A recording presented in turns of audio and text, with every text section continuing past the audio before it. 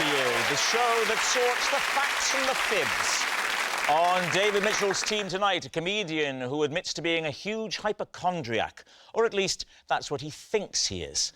But what if it's something worse? Please welcome Joe Lycett. And a guest who called his first tour, "Who is Nish Kumar?" And his second tour, "Nish Kumar is a comedian." Please welcome... He spoilt the introduction, hasn't he? It's Nish Kumar. And on Lee Mack's team tonight, a host of Watchdog who's not only going to be entertaining us tonight, but after the show is going to help me get my PPI back, Nikki Fox.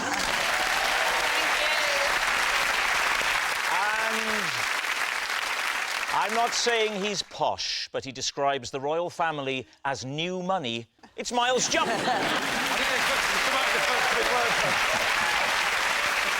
And we begin with round one, Home Truths, where our panellists each read out a statement from the card in front of them. To make things harder, they've never seen the card before. They have no idea what they'll be faced with. It's up to the opposing team to sort the fact from the fiction, and Miles is first up this evening. Whilst on holiday in South Africa, I had a 2-minute conversation with what I thought was my wife, only to discover that a small hippo had wandered into the bedroom. David's team, what do you make of that? Miles, describe your wife to us. Tall, slender, statuesque. So did the hippo have a very similar voice to your wife? The hippo was just sort of moving gently around. But not for that. not in an especially close proximity. What was the conversation about, and how did you go 2 minutes? I'll tell you what the conversation was about. It was about me, and I was doing most of the talking, which obviously contributed to my confusion. Where, in fact, was your wife? I don't know where she was. She was just not... Have you ever seen your wife again? So, where were you? I'm guessing that this is a safari scenario, am I right? It was sort of on the outskirts of Cape Town. Describe the nature of the structure you were in. Right. Is it a building? Is it on the 4th floor of a... Did the hippo have to get in a lift?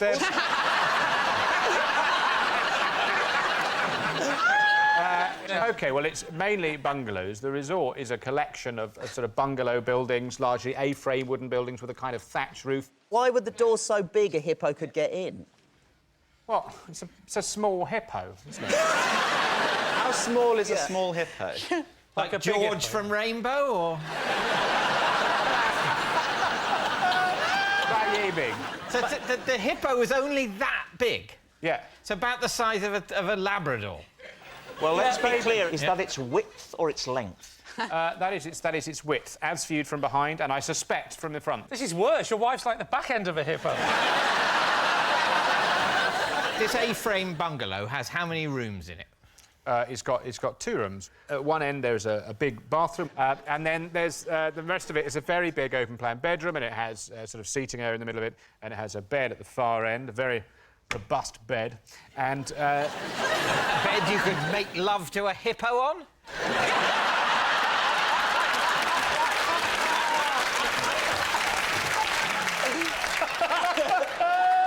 That is speculation, but I wouldn't bet against it. OK, we're in the bungalow, OK? I'm in the ensuite end. Yes. OK. And I'd been shaving and then, you know, shouting over my shoulder. And I realised after a while, I'm not getting a lot back here. And I turned round and I saw that I had not been moaning about my career to my wife, but to a baby hippo. How long was this baby hippo? Well, I only saw it from the back, but I imagine, statistically, it'd be, what, probably 3 times as long as it was wide? OK. So broadly, so it was a sort of as long as this desk? Nobody measures or animals by width. Well, you do. Oh, I saw a massive snake. It was this big.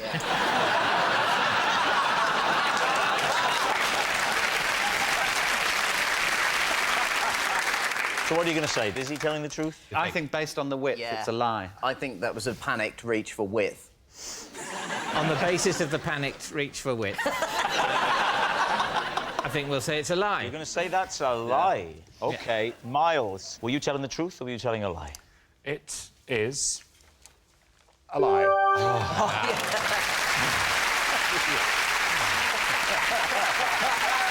Yes, it's a lie. Miles didn't mistake his wife for a hippo whilst on holiday. Joe, you're next. I also went to the same resort and skinned a cheetah. I am wearing it tonight.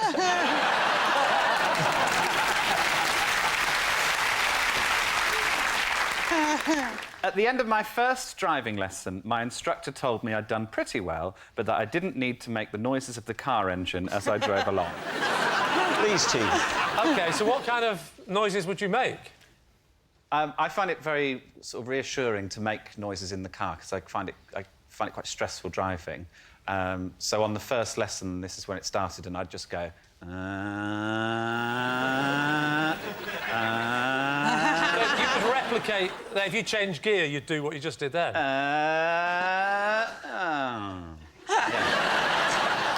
What's the reversing around a corner backwards noise? I need to just get into the character, into the position. I go, And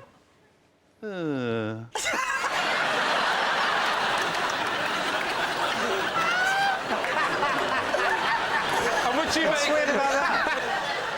Would you make all the noises? Would you do indicators, for example? No, let's not be silly. Just to get to the nitty-gritty. Yes. Name of driving instructor, because I remember mine, Norman, and we ate Percy pigs. I don't actually... Do you know what? I don't... Because I had two, because the first one was a friend of my dad's, and he kept shouting, "Don't panic." It wasn't Clive Dunn, was it? I don't know that reference. Who's Clive Dunn? Clive Dunn played... Holy... Clive Dunn played You've Corporal just Jones fallen in into the Dad's generation Army. gap, Lee. This audience actually oohed the fact that Joe didn't know who Clive... They were like, oh, you piece Well, of you say they work. oohed, perhaps they were accelerating.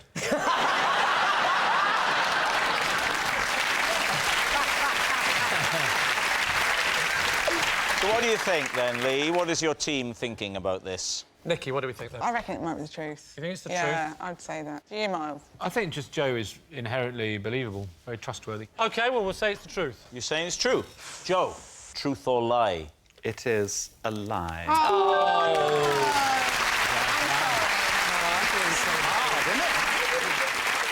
So, our next round is called This Is My, where we bring on a mystery guest who has a close connection to one of our panellists. Now, this week, each of David's team will claim it's them that has the genuine connection to the guest, and it's up to Lee's team to spot who's telling the truth. So please welcome this week's special guest, Amy.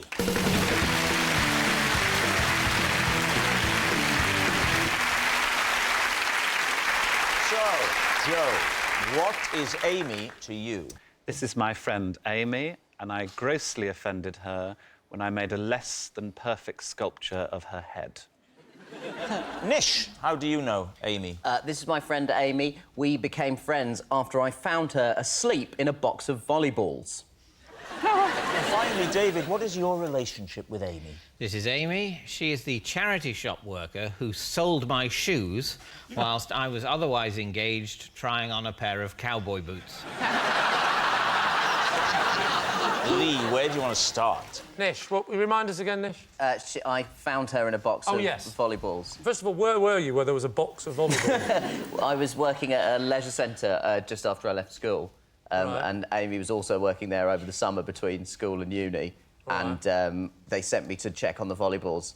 Well, And- just check on the volleyball. That's a good job from you, bro. Make sure the volleyballs aren't messing around. Has your manager recently been watching Toy Story?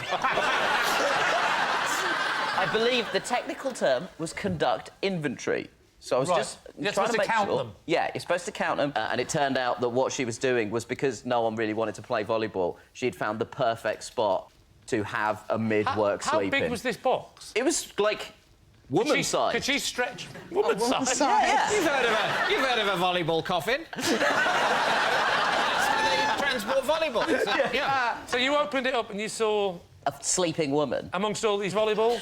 How many were there? I think probably, like, 35. You see, you've just said to me that this box was woman-sized. Now, the largest woman I've ever seen is still smaller than 35 volleyballs. I've used this as a chat-up line. If a woman says, oh, I feel a bit fat in this, I'll always go, don't be silly, you're less than 35 volleyballs for me. So did you wake her up? Yes. And so we became friends because then I would also often have a nap in the volleyballs? In the volleyballs. What was her job supposed... What was she supposed to be doing at the time? Perhaps she was sent to count the volleyballs earlier. Become bored by the monotony of the process. The boss kept... I keep sending people to count the volleyballs and they never come back. Working at the leisure centre, Nish, what else did your job demand of you? Basically, all-round dog's body, so I would work on the front desk sometimes. I thought you said all-round ball games. So everything except rugby. Bowls, David. What? They're not totally spherical in bowls. That's Are why they not? That's why they curve. I would say, colloquially, they're still round, though. Oh, hello. It's all kicking off at Bridge Club.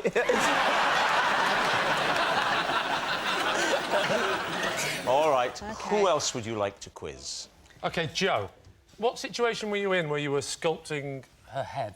I have an office in Birmingham where I live. That'll do. So, yeah, I totally believe it. I mean, that makes it... You can answer any question you like, I don't mind. You have an office in Birmingham? Yeah. But why? Why? Just to write jokes and be creative in. So, you went to this office to write jokes... Yeah. ...and said to your friend, would you like to come along, sit in the corner, and I'll sculpt your head? I've been looking for a use for all that clay I keep in my office. Had you just been watching a Lionel Richie video? Hello? So, did you know how to do this? No. But, yeah, I thought practice makes perfect, so I called Amy and... How long did you spend doing it? Maybe an hour or so. Weren't you tempted to just make it really soft, get her face, push it into it, then do the back of her head, and then go, well, at least I've got a mould. You said she was offended by this sculpture. Yes, she was offended. What did you end up with? It didn't look like her. What did it look like? It looked more like Ainsley Harriott. OK. Now, what about David? I'm looking forward to this. What was it you claimed, David? That Amy is the charity shop worker... That's right. Oh, yes. ...who sold my shoes Yes. whilst I was otherwise engaged trying on a pair of cowboy boots. Can you talk us through the incident, please? Well, I was in the charity shop. Which charity shop? It was a Marie Curie charity shop near where I live. OK. So I'm setting the scene before this. You're at home, you're thinking, it's about time I got myself some cowboy boots. I'm not willing to commit to a new pair in case I go off the idea. Just on the very slightest off chance that they don't turn out to suit me and my personality. Cowboy boots, I'll be honest with you, don't particularly appeal to me aesthetically. Wow. That surprises I don't think me. they go with what I like to call my style. Right. Well, how would you describe that style, David? I think my style is indescribable. Oh, no, I could describe it. I think it's best left undescribed. OK. I wasn't sitting at home plotting the purchase of some cowboy boots. No. I was pottering around near my house, and I saw the Marie Curie shop, and I saw in the window what looked like a nice selection of second-hand novels. Right. And I went in, and it wasn't a nice selection of second-hand novels. It was all Ken Follett crap. But I did notice the array of shoes, and I tend to take my shoes off at home and maybe wear slippers or socks. I don't want this to get too sexy. And so... I need my inhaler. So what I vaguely was on the lookout for was a pair of everyday, easy-to-put-on, non-lacing shoes that I could keep by the back door in case I needed to pop into the garden for some gardening. But you said you'd taken some of your shoes to the charity shop. I was wearing shoes. What, you decided to take them off in the shop and hand them to her? When you go shoe shopping, do you go barefoot? Take you seriously. No. When I take Don't shoes, keep me waiting. when I take shoes to the shoe rider shop, I choose shoes that I no longer want. I don't wander around and then go, well, do you know what? You can have these if you want. Why would you do that? You take them ready to give. I wasn't. It was not my plan. Can I just say, Rob, you're the only person in the whole of the United Kingdom watching this that isn't following this story. Well, he said he took off his shoes. Why do you think he took the shoes off? To try the other one. To try the cowboy shoes on. Oh. Right, sorry. Well, David, I owe you an apology. There you are in the shop. Yeah. I'm in the shop and I spot these cowboy boots, and to me, they look sort of quite loose and easy to slip on. What length? Not width, length. I'd say that long. About that, so they're coming up to just below the knee? They're not, you know... How tall are you, Rob? They're not below... For me, they'd be thigh length. Can't see over these.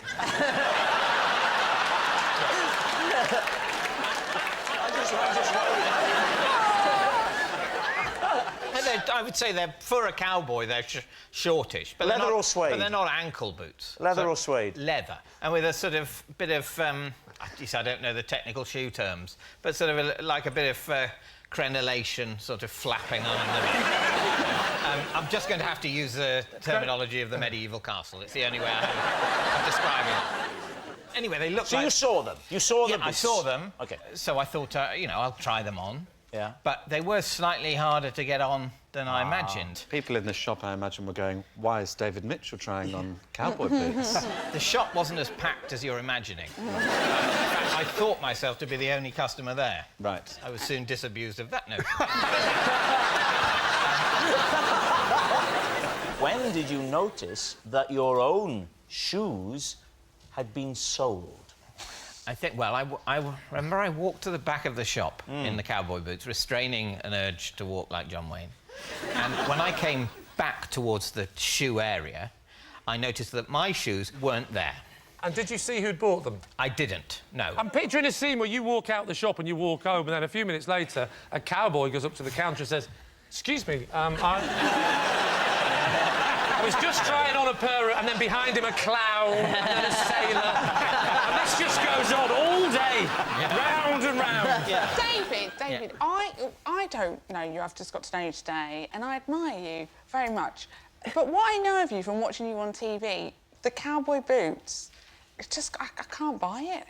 I can't imagine you'd even try them on. Well, in which case, then you should say that I'm lying.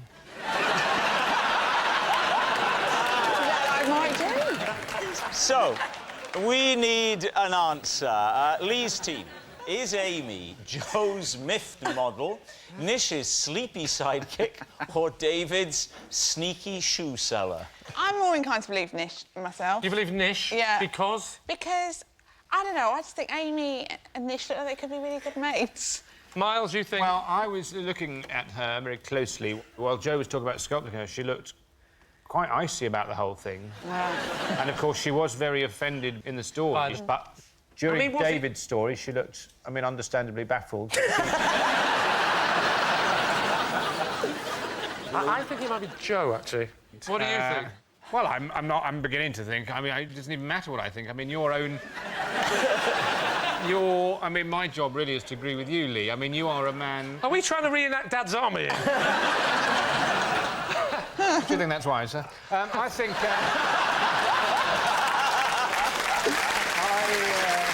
I think Nish is telling the truth. You think Nish is telling the truth? You think Nish is telling the truth? Yeah. Right, in that case, I'll go with what my team say. You're saying it's Nish? No, I'm overruling. I'm going with Joe.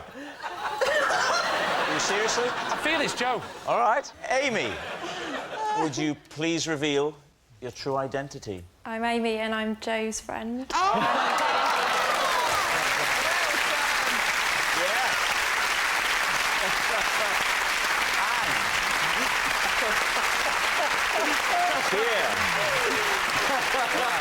This is the sculpture that Joe Lycett... Oh, good Lord.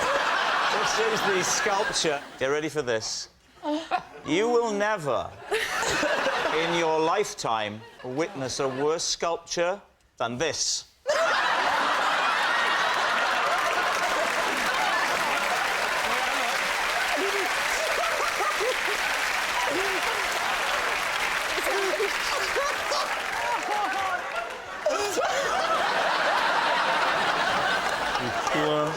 Poor woman.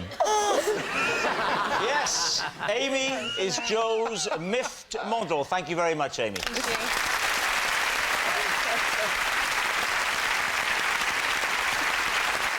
Which brings us to our final round, Quickfire Lies, and we start with... It's Nikki. Right. I love gravy so much that I freeze it into ice lollies to suck in the summertime. David. You maniac. What sort of gravy? Beef, chicken or vegetable? Beef gravy would be my gravy of choice. Do you only make lollies out of the beef gravy? If I'm desperate, Yeah, you do sound desperate. I might possibly choose another gravy. Do you use granules? I try and avoid granules, because I think if you're going to have a gravy ice lolly, you might as well do a posh one. Yeah. And everybody thinks it's strange. Yeah, everyone thinks it's strange. Do you think But it's strange? No, because I think if I made you one, you suck that gravy lolly. Need the inhaler again? Yeah. You suck that gravy lolly and you'll be like, Nikki... There's the slogan right there. It markets itself. You suck that gravy lolly. So, David, what are you going to say? Is this the truth, or is Nikki telling a lie? What do you think? I think it's true. You think it's true? I think she's off her nut. And I think she's made a gravy lolly. I think it's a lie because I think... No, I can't believe I'm having to justify this. It's a gravy lolly. I think it's a lie. I think overall, I think it's a lie. I think it's a lie. Yeah. OK. Nikki, was it the truth, or was it a lie? It is, in fact, a lie. But I'm glad to believe it. Yes, it's a lie. Nikki doesn't freeze gravy to use as ice lollies. Next. It's Lee. On a recent train journey under cover of darkness in a tunnel, I secretly switched bananas with the stranger opposite because his looked better than mine. David. So, why was there no lighting in this train? Were you perhaps travelling in the 1870s?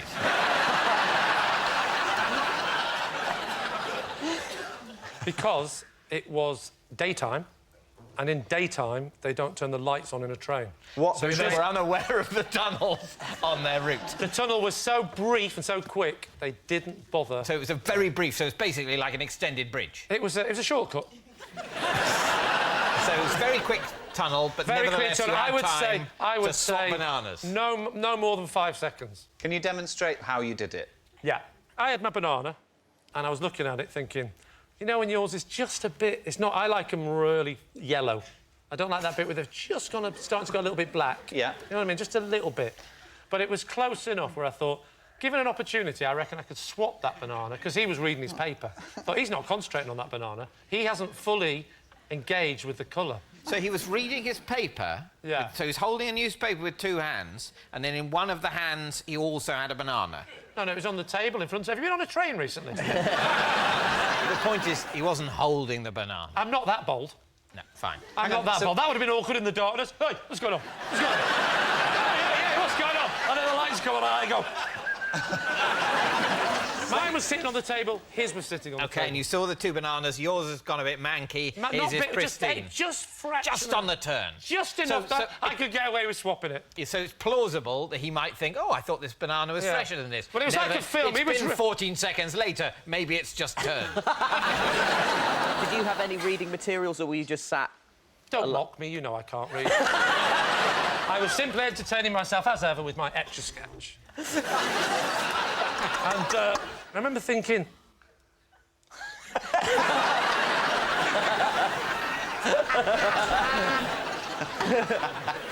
I'm looking at it. He's not looked at that banana once. That's wasted on him, but that's irritating me.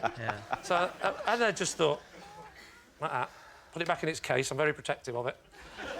And I thought, could I? And I was tempted to do it. I thought, no, I'll never get away with this. And then suddenly, it was pitch black. I'm struggling to envision a tunnel that takes 5 seconds to get through, but is... Well, do you know those really long tunnels? Yeah. Imagine one of them, but really short. But that renders the whole carriage, it just a complete blackout. Yeah. Well, you know, all I could say, this is one important factor you're missing. Bright sunshine, eye adjustment. Because the effect of the bright sunlight directly on your eyes... Did I not mention how bright it was? Very, very bright. Oh, it was bright. I can't help thinking he wasn't reading that paper. He was shielding him. In fact, the banana was so bright. I think the bananas actually grew on the train. Yeah. It's a moment of complete blackness. Black! You're almost blinded in this so blackness. And you know, it was so dark. You know when it's so dark, you think, God, it's dark, I could nick a banana. But that's my whole point. How did you manage to put your hand on his banana to be so... I mean, you must have rummaged around. No, I didn't rummage. Picture the scene. The Etch-a-Sketch is away. He's behind his paper. And I'm looking, and his banana's definitely reachable, and he's not looking, and it's there. And even before we go through the tunnel, I'm tempted. I'm going, could I? No. Could I? No, there's no one looking here. There's no one looking. And I'm so close to making that decision. It goes black. Get it. Get it. Go. It's full. There she goes. And I'll never forget his face. I will never forget his face. He literally, it made a bit of a noise, a bit of a kerfuffle, and the lights came, and he literally went... I knew I'd got away with it. So what do you think, David? What do you think? Absolute nonsense. All right. What do you Just think? listen. Give me another go. I It was a pomegranate on a rickshaw. I mean, it's a very, very rich, complete picture that Lee has painted. Yes. But I don't think he... I simply don't think he would Grapefruit in a steal brothel? someone else's banana. I think he looks low on potassium as well. Yeah. So, for you, it is a lie. Lee, were you? This is everybody's on tenterhooks to find out. Were you telling the truth? Or was it maybe a lie? What do we think, Tim? No. This is the one where you know the answer and you say. Oh, I see. In that case, it's a lie. Yes. Amazingly, it's a lie. Lee didn't secretly switch bananas with a stranger on the train. Well, that noise signals time is up. It's the end of the show. I can reveal that David's team have won by 4 points to 1. Thank you for watching. Good night.